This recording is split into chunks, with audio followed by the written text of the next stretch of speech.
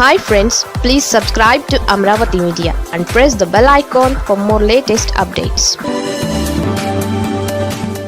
ఏపీలో మరో ఉప ఎన్నిక ఈసీ నోటిఫికేషన్ విడుదల.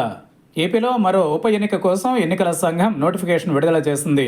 ఇప్పటికే రాష్ట్రంలోని శాసన మండలిలో ఖాళీ అయిన స్థానిక సంస్థల టీచర్స్ ఎమ్మెల్సీ స్థానాల కోసం నోటిఫికేషన్ విడుదలైంది. ఇప్పుడు మరో స్థానంలో జరగాల్సిన ఉప ఎన్నిక కోసం ఎన్నికల సంఘం గెజిట్ నోటిఫికేషన్ విడుదల చేసింది. దీంతో వచ్చే నెలలో ఈ ఉప ఎన్నిక జరగబోతోంది.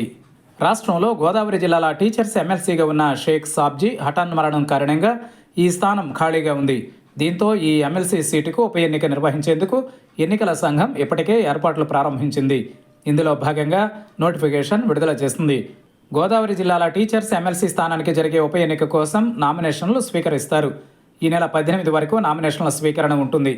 అనంతరం ఈ నెల 19న నామినేషన్ల పరిశీలన ఉంటుంది.